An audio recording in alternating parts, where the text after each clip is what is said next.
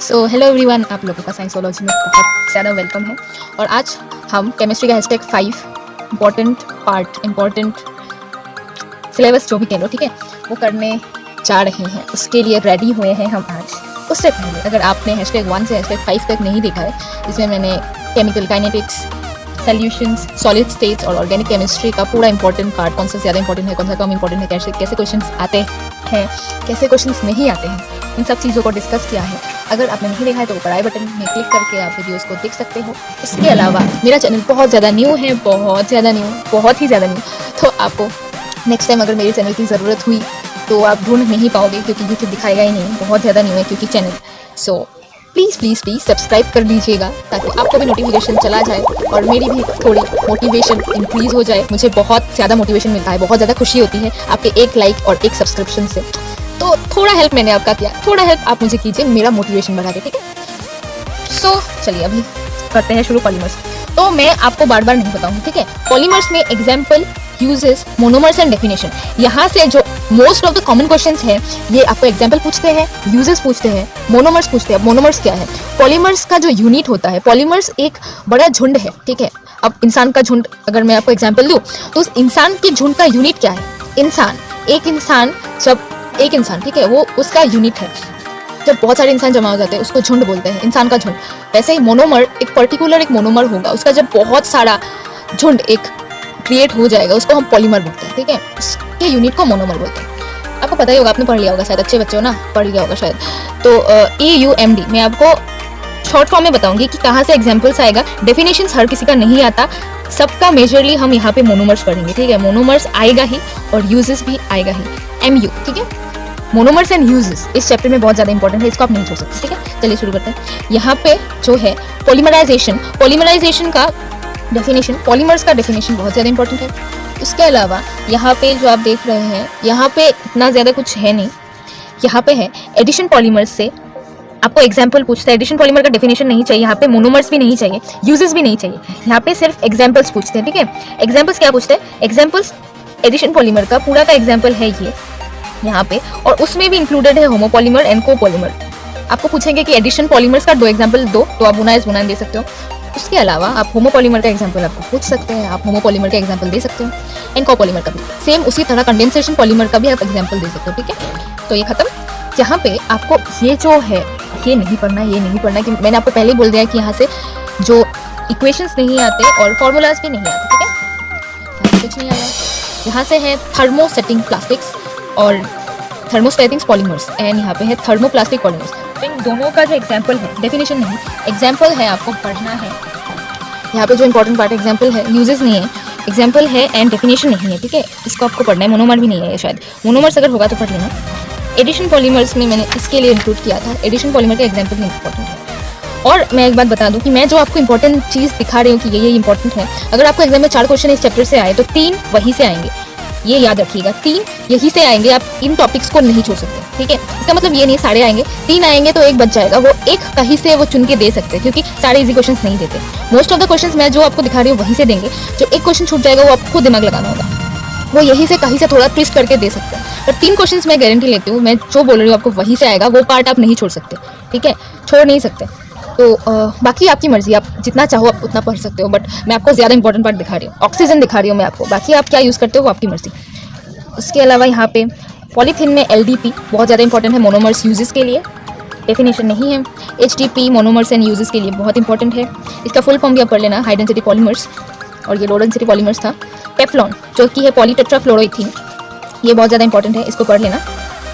यहाँ पे है नायलॉन, ठीक है, यहाँ पे है नायलॉन, दिख रहा होगा शायद ना, यहाँ पे नायलॉन 6,6, नायलॉन 6,6 बहुत ज़्यादा इंपॉर्टेंट है, नायलॉन 6 इतना ज़्यादा इंपॉर्टेंट नहीं है। उसके अलावा यहाँ पे पॉलिएस्टर्स में दिख रहा होगा डेक्रोन जो कि है टेरेलिन। तो एक्चुअली PVC यहाँ पे जो मैंने लिख कर रख दिया है, PVC पॉलीविनाइल क्लोराइड और टेरेलिन जो कि है डेक्रोन, ये दोनों बहुत ज़्यादा इंपॉर्टेंट है। सो ये दोनों टेरेलिन या डेक्रोन ये बहुत ज़्यादा इंपॉर्टेंट है। बट जो बात है यहाँ पे जो बुक में है PVC और टेरेलिन का ज़्यादा डिटेल्स नहीं दिया हुआ, बट ये आता है, ठीक है। सो मैंने ढूंढा था बट यहाँ पे नहीं है। सो मैंने मेरे हैंड रिटन नोट्स को नीचे डिस्क्रिप्शन में लिंक कर दिया है, गूगल ड्राइव का लिंक है, ठीक है।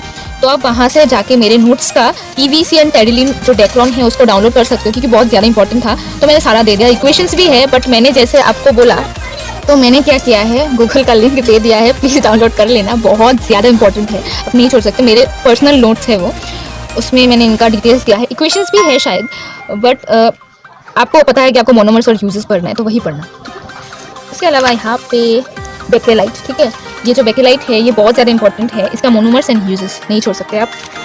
नेचुरल लवर का यूजेस एंड हमारा ये आइसोप्रीन है, ठीक है, नेचुरल लवर का जो मोनोमर है वो आइसोप्रीन है और इसका यूजेस और मोनोमर्स।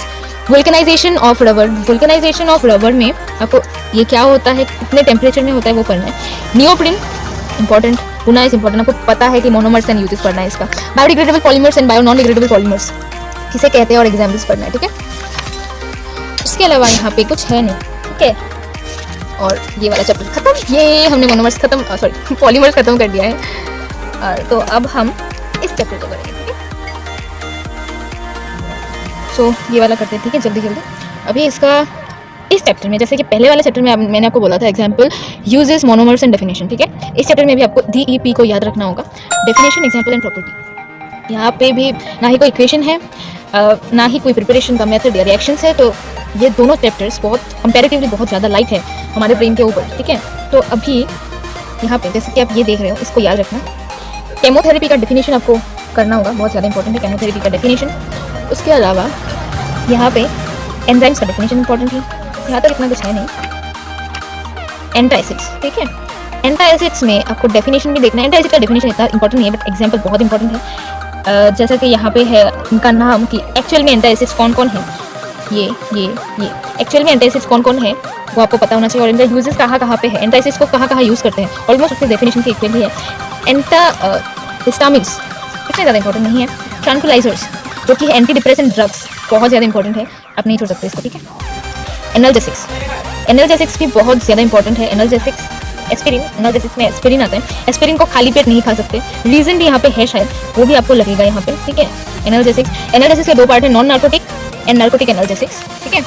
उसके अलावा ये बहुत ज़्यादा इंपॉर्टेंट है। उसके अलावा antibiotics, what do you mean by antibiotics, और एंटीबायोटिक्स के नाम क्या क्या है, एंटीबायोटिक्स कौन सी सिचुएशन में आप यूज़ कर सकते हो, वो सारे, ठीक है, ये हो गया। और उसके अलावा बहुत ज़्यादा इंपॉर्टेंट है एंटीसेप्टिक्स एंड डिसइंफेक्टेंट्स, इन दोनों का डिफरेंस क्या है, डिफरेंस भी बहुत ज़्यादा इंपॉर्टेंट है, आप देख के जाना डिफरेंस। और उसके अलावा यहाँ पे दो टॉपिक है एंटीसेप्टिक्स में, एक है डेटॉल, एक है आयोडीन। ये है डेटॉल, आप देख सकते हो यहाँ पे Dettol is a mixture of chloroxylenol and terpineol, इन दोनों को हम डेटॉल बोलते हैं।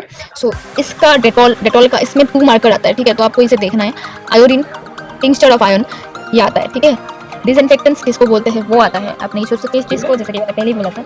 एंटीफर्टिलिटी ड्रग्स इतने ज़्यादा इंपॉर्टेंट नहीं है, फिर भी आप उनके नाम देख सकते हो कि एक्चुअल में एंटीफर्टिलिटी ड्रग्स कौन से वाले हैं। उसके अलावा केमिकल्स इन फूड में आर्टिफिशियल स्वीटनिंग एजेंट्स बहुत ज़्यादा इंपॉर्टेंट है। हालांकि इस साल केमिकल्स इन फूड को ऑमिट किया है असम बोर्ड्स ने, बट ये असम बोर्ड्स के, मैं रिड्यूस सिलेबस को नहीं बोल रही हूँ, ये सबके लिए है, CBSE हो, मतलब ये ऑल ओवर इंपॉर्टेंट है, ठीक है। इसमें कोई एक्स्ट्रा करके बात नहीं है कि ये इंपॉर्टेंट है, ये इंपॉर्टेंट नहीं है, हाय बहुत बुरा किया मैंने मित्र, ठीक है। सो अभी इसमें आर्टिफिशियल स्वीटनिंग एजेंट्स जो है, सो इसमें से आपको देखना है, 2-3 का एग्जांपल देख सकते हो, यूजेस देख सकते हो कहाँ पे है, और इनका डिसएडवांटेजेस क्या है। आपको पता ही होगा कि आर्टिफिशियल स्वीटनिंग एजेंट्स बहुत ज़्यादा खाना नहीं चाहिए, क्योंकि ये बॉडी को हार्म कर सकते हैं, कैंसर कॉजिंग है। सोप्स, ठीक है, फूड प्रिजर्वेटिव्स क्या क्या है, ऑयल है, सोडियम बेंजोएट है। फूड प्रिजर्वेटिव्स के नाम आपको याद करने हैं, फॉर्मूला इतना इंपॉर्टेंट नहीं है, एग्जाम्पल।